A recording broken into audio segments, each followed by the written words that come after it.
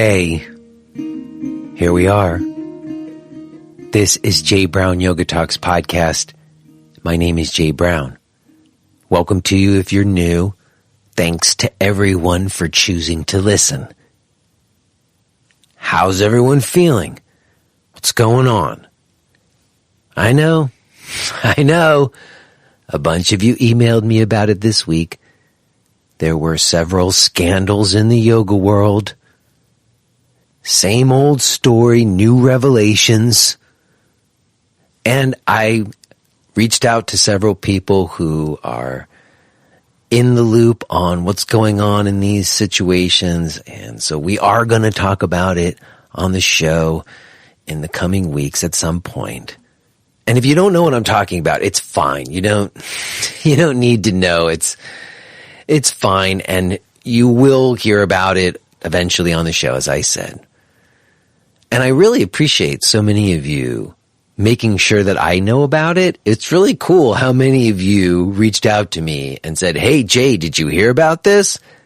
Because you know that I want to talk about this stuff because I think it's important for us to move forward and learn and be honest and transparent and develop new models of teacher-student relationships. And you know, if you listen to this show, it's like I've been talking about this for years now. So people think of me when they see these stories come up, and I'm so grateful. Thank you for that. Please keep doing it. But I have to say, it seemed like in the last few weeks, all the emails were about like scandals and you got to do a podcast about this and people need to know the truth. And I agree, but also I could really use some wins, people. I need some successes. Is anybody out there succeeding? Is anybody out there having some wins? I want to hear about it. I want to hear about studio owners who have landlords with a heart that are helping them and that they're surviving and that they still believe in yoga. I want to hear about people having mystical experiences that renew their faith in humanity and the possibility that we're going to have an okay future. I don't know. I want to hear some successes and some wins, not just, did you hear about the scandal? I want you to still tell me about the scandals and make sure I know. I'm so grateful. There's like all these people sleuthing out there for me, but I'm just putting it out there. I would also really appreciate it if you took a moment to just like find a win, and it can be a small win. It doesn't have to be like some major accomplishment, just like a small little thing that happened for you that was a win that you feel good about. Go to my website, go to the contact page and send me a note. Just tell me what it is. Hook me up with some W's, okay? I will do the same with you. I've got some W's to share too. I'll share some of them. Maybe I'll wait for yours to come in. Send me some this week, and then next week we'll have some W's together, okay? And we will also be looking into these scandals because I do think it is important for us to talk about this shit. So we'll do that too, don't worry. In fact, we are going to talk about it today to some degree because my guest, Robert Moses, was a disciple of Swami Vishnudevananda. And Swami Vishnudevananda is another guru who was revealed to have sexually abused disciples. And many of you who listen to the show know I have a very freewheeling interviewing style. In fact, I don't even like to think of them as interviews. I don't write out any questions for people. And in our initial conversation, I definitely brought it up, but not in a very direct way, in a roundabout way. And I was talking about a lot of different things at the same time because, you know me, I'm looking for a nuanced consideration of these things. But when we were done recording, there was some concern that he hadn't made his position on these abuses clear. So we decided to jump back on right away and just record him making an official statement about where he stands on these revelations of abuse. So that's what you're going to hear. You're going to hear first us jumping back on together so that he could just make it clear. And then you'll hear the conversation that we had. And I do think he speaks to it some in the conversation. But again, we talk about a lot of things and from a lot of different angles. And so we just wanted to make sure that there wasn't any doubt about where he stands on these matters. And I think that there is a lot of deep wisdom and insight in this conversation. I learned from it and have continued to think about it ever since we had it. I'm very grateful to Robert for being so open with me. And I think it's important for you all to hear it today. Real quick before we get to that, I do just want to mention that if you want to connect with me in ways other than just listening to this show, there are opportunities to do that. I have weekly live stream classes that I do. I have a weekly teacher's call that happens. I've got on-demand videos. There's a very extensive archive of this show if you want to become a premium subscriber. All of my stuff, including that contact form, if you want to send me a W, everything can be found at jbrownyoga.com. Okay, y'all. I think I'm just going to keep it tight today. I have a thing in the morning, actually. My family and I are going to church for the first time ever, and we got to wake up early. I'll tell you about that some on the other side of today's conversation. If you're interested to hear about why I'm waking up early and going to church, you can tune in on the other side. But for now, let's just leave it there, and let's go ahead and listen to this conversation that I had with Robert Moses.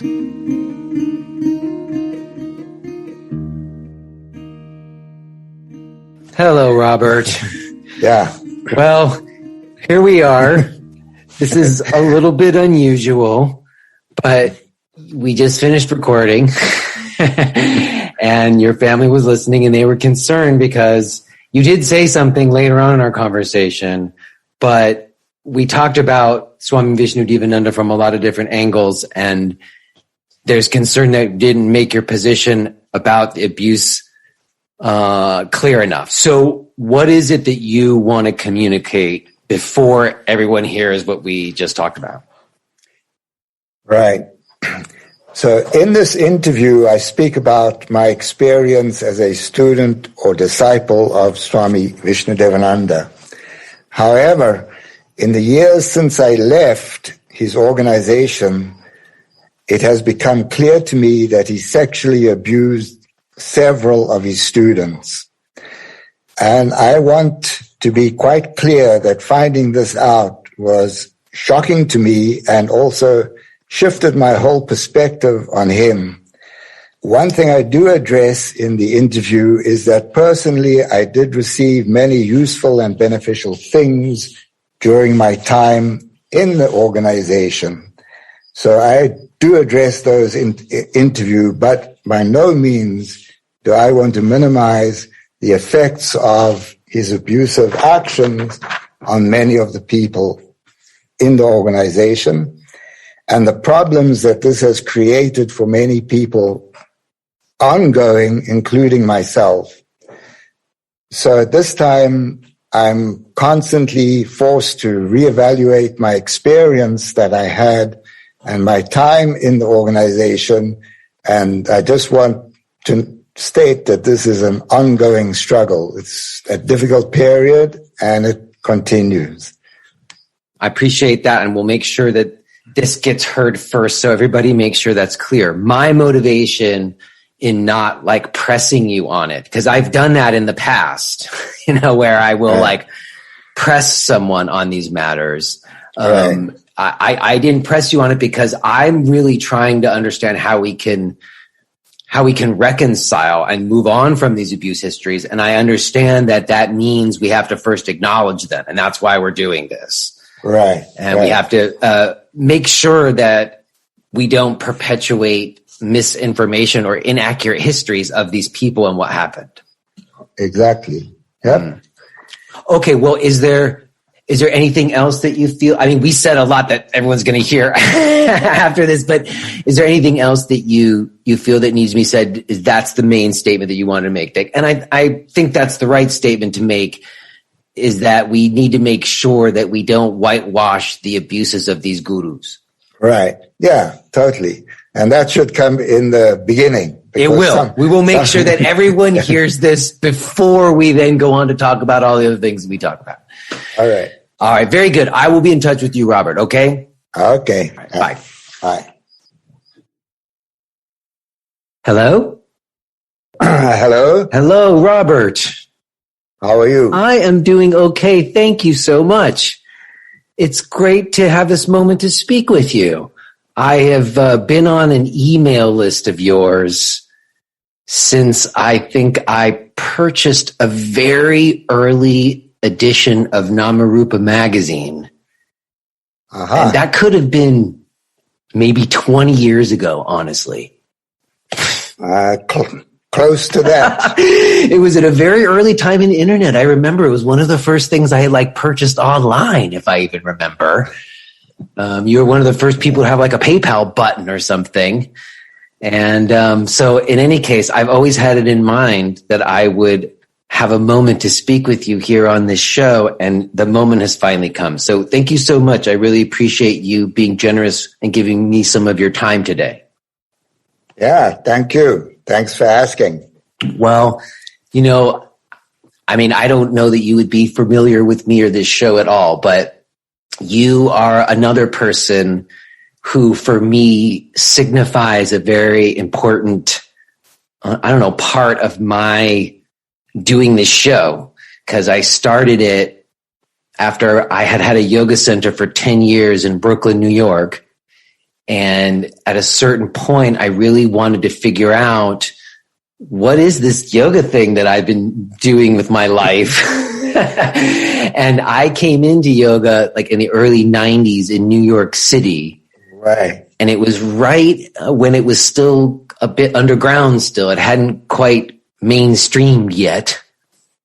Right. And, for me, being a Westerner, and having very deep experience with yoga, it had a lot to do with resolving my mom's death. And then ultimately trying to, find what my yoga path was. All the people who came before me, where I kind of put you, had gurus. Right. Y'all went to India or whatever and met these gurus who were the people who brought yoga over here. Right. And that was a very, they were coming from a very ascetic path or something, It was a renunciate sort of path. Right. And I tried that a little bit, but it didn't work so well for me. And ultimately I found my way to other teachings like Tantra teachings and stuff that were helpful for me. Right. But you represent someone in my mind who's lived both of those kind of paths. Like when Sally Kempton came on a couple months ago, where you lived in as a Swami and then also as a householder. Right. So all of this is a little bit of a long-winded way to just kind of clue you in as to where I'm coming from in our conversation today. Right. Sort of sorting out those different paths, because there does seem to be different philosophical viewpoints that go with them too. Right. So I read that you met Swami Vishnudevananda in 1972. Is that right? Yeah, that's correct. In Israel. See, that's crazy. I was born in 1972. My dad currently lives in Israel, as a matter of fact. And so my curiosity as a starting point is, what was yoga like in 1972 in Israel? And how did you end up meeting Swami Vishnudevananda there? So I'm born in South Africa, and my family left South Africa in 19 70 or 71 to go and live in Israel, I was studying architecture in South Africa. So the fourth year of that architectural study there was a work study year in which you went to work for an architect.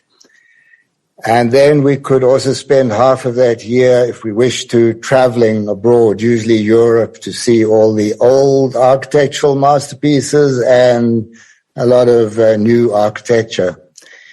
So a friend of myself worked, made some money, left South Africa, went to England, and we at some point bought an old second-hand Volkswagen bus in which we traveled all around Europe looking at architecture. And during that time, my whole life started changing. I was waking up very early, not knowing what to do with myself, 3, 4 o'clock, wide awake. And the people that had sold us the Volkswagen bus actually gave me a book, and the book was called The Practice of Yoga by Swami Vishnudevananda. And in that book it said you should get up at 3 o'clock and sit and meditate. And I was stopping eating meat, and it said don't eat meat, and I was trying to quit smoking, and it said don't smoke. So everything that was happening to me, I started reading in this book, black and white. Here were words saying do this and do that. And we used to pick up people who were thumbing. At that point, everyone would thumb around Europe. And we picked up 2 young Indians outside of Paris. And by the way, for some reason, I had gotten a small picture of Mahalakshmi, the goddess, and stuck it up inside the van because I didn't know who she was. I just liked the picture. And as soon as we picked up the Indians, one of them said, we've been standing here for 8 hours and now my goddess just picked us up. And he was very thankful. You were the Lakshmi. So he was extremely relaxed. I asked him, they were medical students from Mauritius studying in Paris. And I asked him, how come he's so relaxed? He said he did yoga. So I said, well, why don't you please teach me? So we would stop at night to camp somewhere, and he stopped and he said he'd show me the headstand, and he showed me how to do it, and I was trying to do it. My body was sort of shaking because I had never done anything at all. And as he took a hold of my body, all his relaxation just flowed into my body, and I very easily stood on my head. So I was now much more interested in what this yoga was than architecture, but we went to Israel to visit my parents. Supposedly we were going back to South Africa to complete our studies when I decided I'm not going back. Why should I go back? At that time it was apartheid. And I was much more interested in trying to get to India and figure out what happened when that guy helped you in the headstand, huh? More or less. Yeah. So my mother saw an ad in the English newspaper, the Jerusalem Post, for a yoga center in Tel Aviv. And she cut that classified ad out, gave it to me. I went there, knocked on the door, and a young man sort of reached his hand out, grabbed my hand and pulled me inside.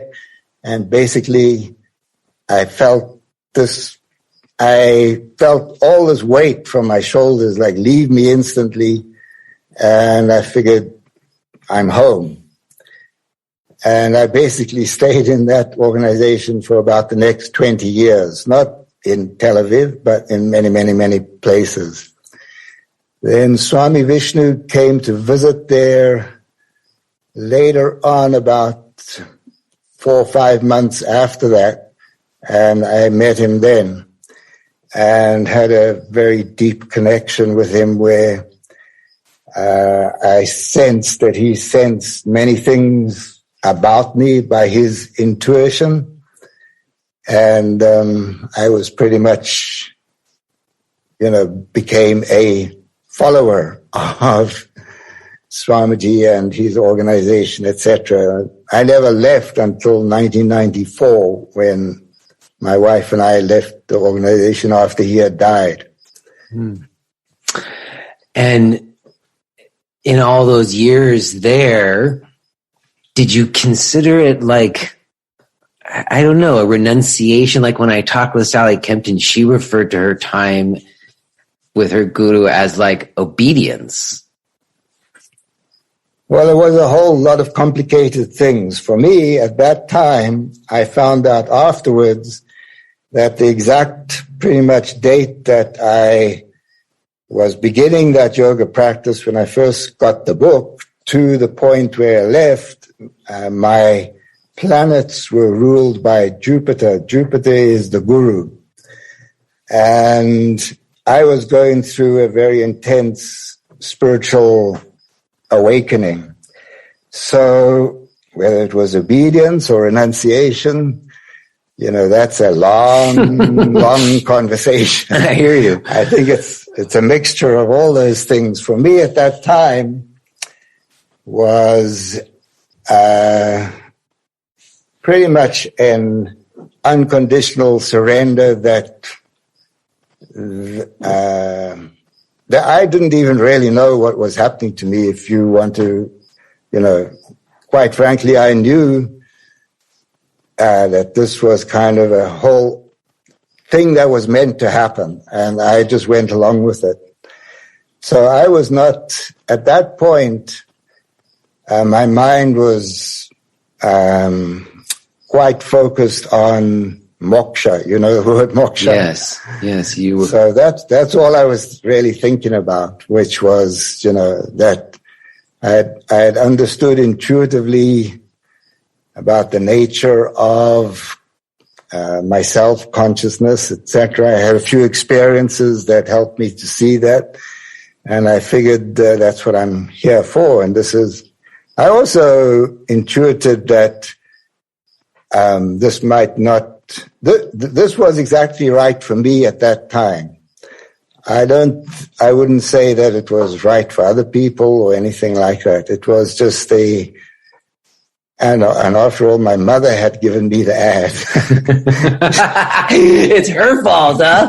No, I mean. Well, I think it's her blessing. Yes, okay, good, better. Well, I guess I'm wondering then, is that does go to my point, my curiosity about the philosophical viewpoints when you said moksha, because I guess, moksha, could be translated or interpreted in different ways. And my curiosity is the giving over to this guru or organization in this selfless way, in this like letting it take over way, is that intended to be the way to transcend to like some kind of higher consciousness? Is that the idea? In some circumstances it is, but it's not the only way, nor is it a required necessity. It all depends upon the individual's karma. So I had a karma with this Indian guru, and because I had that. In fact, I had met a few other swamis before that, and I had no connection whatsoever. So there was a karma to be worked out, and that was the important thing. During that time period, my mind would, go up and down various different places. But I wouldn't say at this point that it's a necessity for the attainment of moksha, unless and if you absolutely believe that it is. And then it becomes a necessity. That's interesting. Because also the other thing, sorry to interrupt, is that the big misunderstanding is, what is this guru? So, we have often in the West, we mistake this guru for being a personality that appears to us. But the way I understood it and still understand it is that the guru is really just consciousness appearing to you, any individual, in any particular way, which is due to their karmas and the way their culture and their place in life, etc., because there's only consciousness, and for us to awaken to that consciousness, somehow it has to attract us. And for me, it came through this particular way. It could come to any person in any way whatsoever. I see. So the guru can come in many forms. It doesn't have to be as like a Indian man. Absolutely not. But there were these Indian men who were like, I remember the book, the book with Swami Vishnudevananda, and they were the people who really brought yoga to many of us here in the West by way of people like you. And I guess, I don't know, there has been over the last few years, and I'm sure you're aware of this, just a lot of sort of reckoning. And I hate that I always have to bring this up, but I feel like I need to, that I think for some people, there was a lot of disillusionment within the traditions and the lineages because of unreconciled abuse histories. And so I guess I wonder, and I've talked to a lot of people who've had their gurus. I remember when Krishna Das came on, I talked about his guru and what real gurus are and what not real gurus are. But I guess as someone who had a guru who I believe does have some of those, I don't even know what to call them, situations or abuses, how do we reconcile that? Right. I mean, every single individual is different. So this is the first thing. And everyone's going to see everything in a slightly different way. So for me, you know, it's a little funny. People say, oh, well, Swamiji taught yoga, and he taught you yoga. Actually, most of the yoga that I did and practiced and do today didn't actually come from him.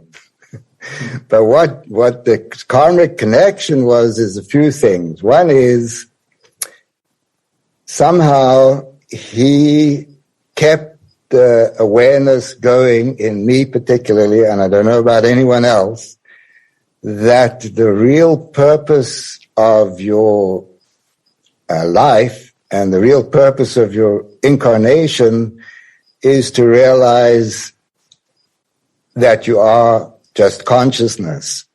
So whenever he was talking maybe about asanas or pranayama or do this or do that and all his peace missions, and really I hardly heard any of that stuff. All I just kept remembering was I am, you know, the Vedantic term is Atman or Brahman, absolute consciousness. And that was the connection. So they're all different levels of gurus. You know, there's like your driving teacher was a guru. There's somebody who showed you how to use this computer who's a guru.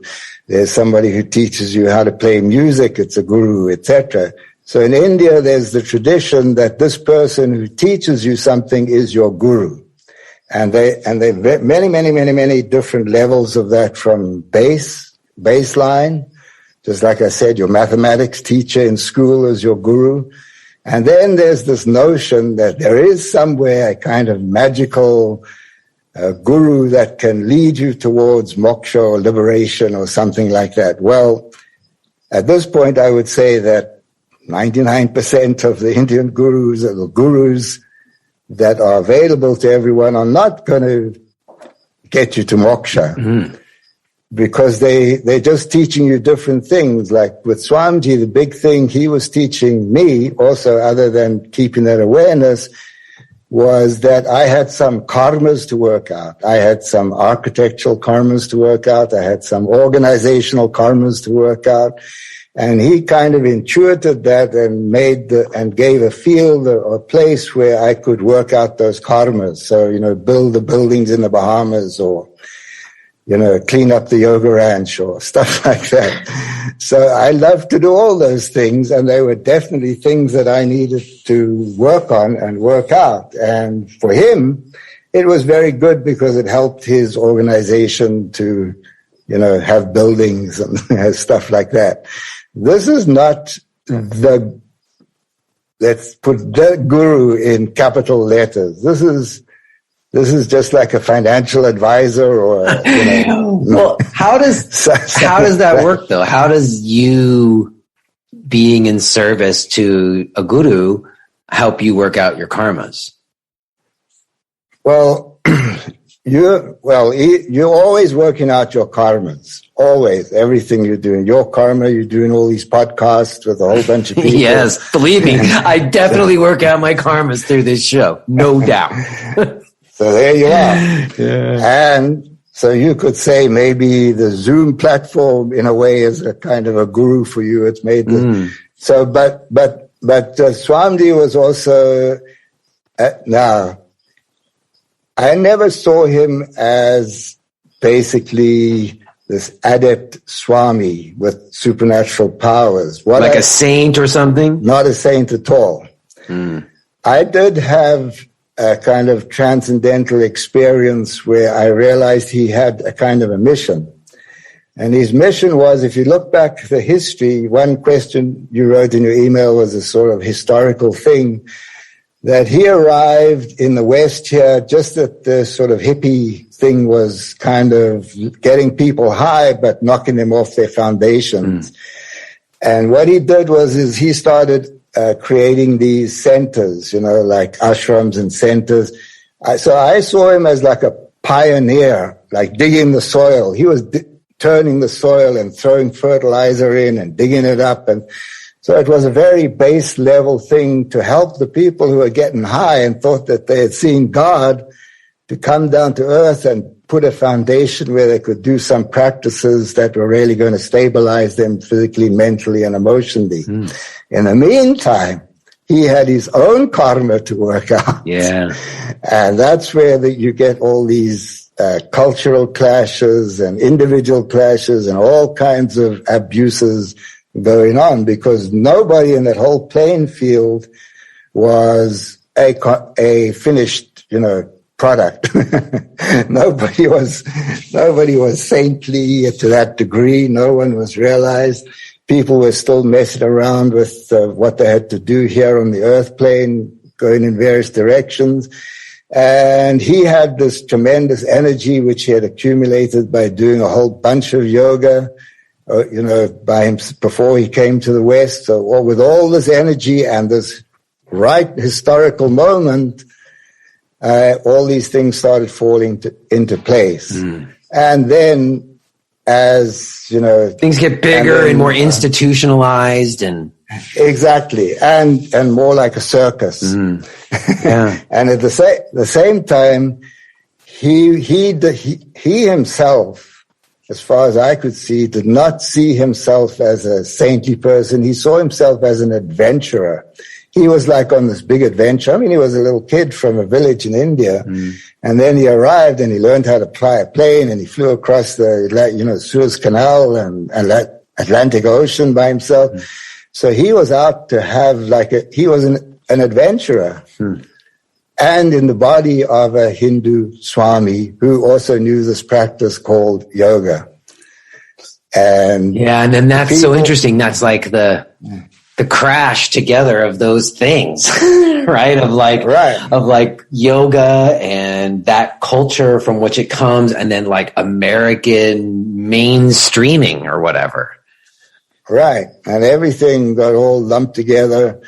Just think of someone, basically from a tiny little village and without any money, just arriving, and then suddenly there's money, there's people, there's fame, there's flying around, there's all kinds of stuff, and there's incomplete samskaras, patterns of mental behavior that are going to raise their head in everybody at some point in time. Yeah.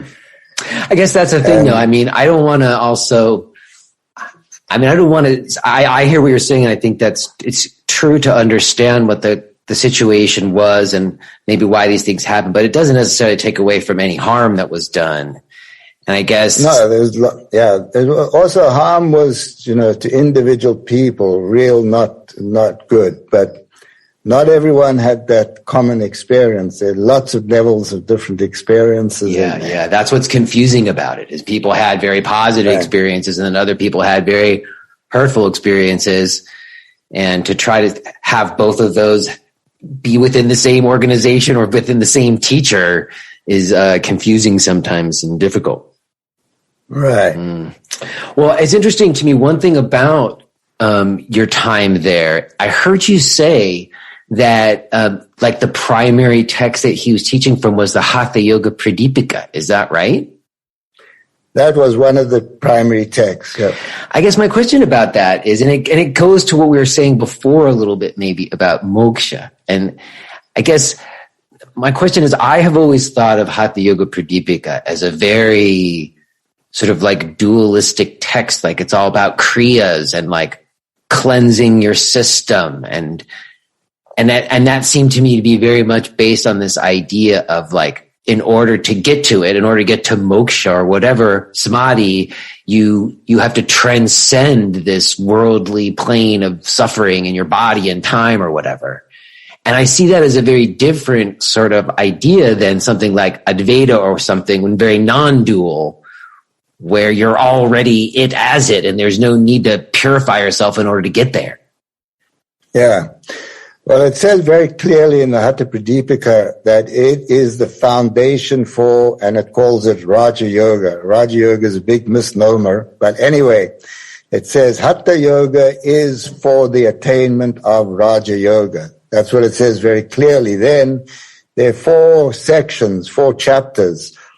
And the first chapter is, by the way, the first chapter does not mention yamas and niyamas. They only come in the commentary that somebody called Brahmananda wrote after the Satmarama wrote the Pradipika. But basically, the first are, kriyas, and then there's asanas, and then there's bandhas and mudras, and then there is meditation. So that's a very brief summary of these 4 chapters. And the final one is all about the attainment of, in the Pradipika, it's called Unmani Avasta, one of the many terms used for the state of absolute consciousness, mindless awareness of being.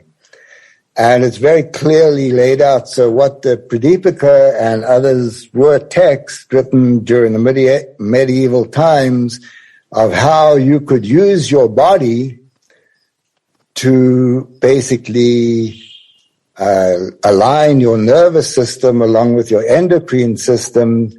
Firstly, get your body cleaned out and balanced by these kriyas and asanas, and then using pranayama and bandhas and mudras particularly, you could awaken this dormant energy and transcend your body.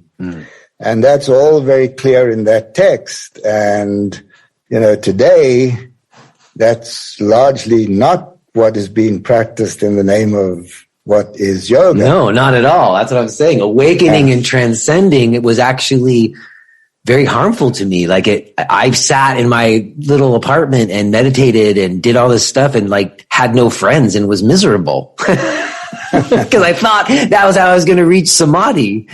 So there is something specific about that idea of that's what yoga's for, to awaken and transcend, right? Yeah, well, that was written in the medieval times, and there were, and it was just written for a few people, and there were a few people that had the level of attainment and the desire to sit around and do that. It wasn't written for modern, Western or scientific, academic, intellectual people in this modern age who now there's one huge thing that's always missing, particularly in our Western culture, is that we don't have this idea of moksha. It's not a cultural thing. In fact, we're afraid of birth and death. So what the Hatha Yoga Pradipika basically is what you do in between birth and death, so that you have a proper death. And if you're going to be reborn again, you have a good birth. But what you're really doing is using this period in your physical body to understand yourself and consciousness.